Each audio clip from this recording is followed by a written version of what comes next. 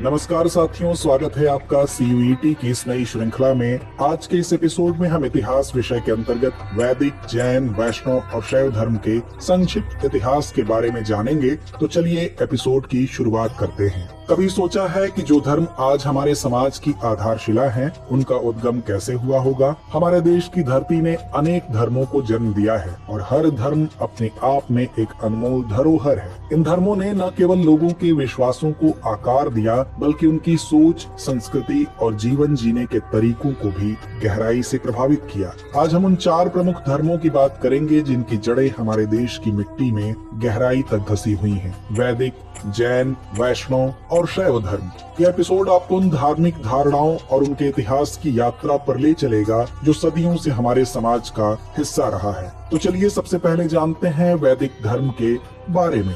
वैदिक धर्म भारत का प्राचीन धर्म है। इसका विकास ऋग्वैदिक काल यानी लगभग 1500 से 500 ईसा पूर्व में हुआ था।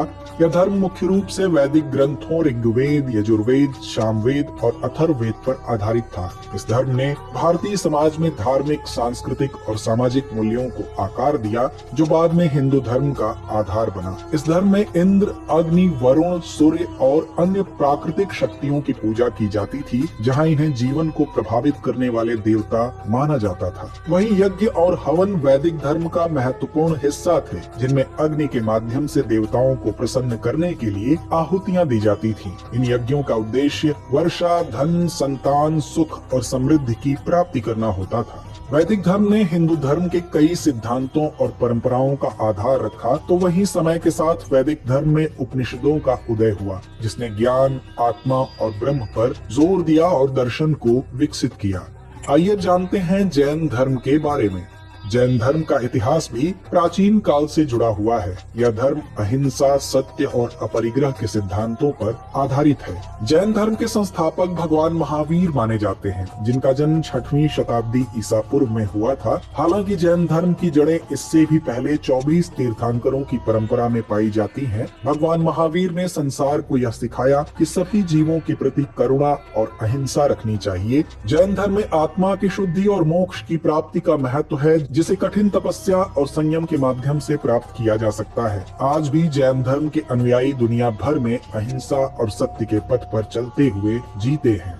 तो चलिए अब जानते हैं वैष्णव धर्म के बारे में। क्या आपको पता है कि वैष्णव धर्म में किसकी उपासना की जाती है? अगर नहीं तो इस धर्म में भगवान विष्णु की उपासना की जाती है। इस धर्म की उत्पत्ति वैदिक काल से ही मानी जाती है। यह भगवान विष्णु और उनके अवतारों की पूजा पर केंद्रित है, जो भक्ति मार्ग पर आधारित है। इस धर्म का विकास प्राचीन वैदिक काल से लेकर पौराणिक युग तक हुआ और इसे भारतीय दर्शन और धार्मिक साहित्य में व्यापक रूप से उल्लेखित किया गया।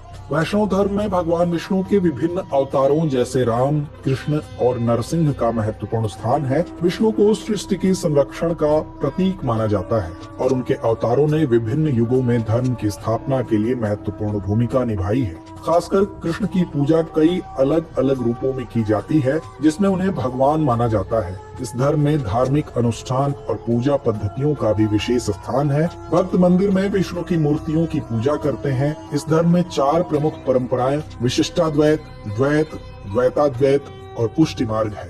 इन संप्रदायों के अपने अपने दर्शन और पूजा पद्धतियां हैं, लेकिन सभी में भगवान विष्णु और उनके अवतारों की पूजा का प्रमुख स्थान है। चलिए जानते हैं शैव धर्म के संक्षिप्त इतिहास के बारे में। क्या आपको पता है कि शैव धर्म में किसकी उपासना की जाती है? दरअसल इस धर्म में भगवान शिव की उपासना की जाती है। इसका इतिहास वैदिक काल से जुड़ा है, जहां रुद्र देवता को शिव का प्रारंभिक रूप माना जाता था। इसकी उत्पत्ति का मुख्य आधार पौराणिक ग्रंथों में मिलता है, जैसे शिव पुराण, लिंग पुराण और महाभारत में शिव की महिमा का वर्णन किया गया है। वहीं यह धर्म 6ठी शताब्दी ईसा पूर्व महाजनपद काल में अत्यधिक संगठित हुआ। इस दौरान भगवान शिव को सृजन, पालन और संहार के देवता के रूप में पूजा जाने लगा और गुप्त काल एवं दक्षिण भारत के चोल राजवंश के दौरान विशेष रूप से महत्व प्राप्त किया। ऐसे में भक्त शिव को सर्वोच्च सत्ता और मोक्ष प्राप्त करने का साधन मानने लगे। शिवलिंग की पूजा, ध्यान और योग को इस धर्म में प्रमुख स्थान प्राप्त हुआ है। इसके अनुयायी हिमालय से लेकर दक्षिण भारत तक फैले हुए हैं और इसे आज तंत्र, योग और भक्ति के संगम के रूप में देखा जाने लगा है। तो आइए अंत में नोट करते हैं आज का अभ्यास प्रश्न। वैदिक धर्म में यज्ञ का क्या महत्व था? विकल्प ए सामाजिक सुधार, विकल्प बी देवताओं को प्रसन्न करने का माध्यम, विकल्प सी युद्ध की तैयारी या विकल्प डी ध्यान और साधना का हिस्सा। इस प्रश्न का जवाब कमेंट बॉक्स में देना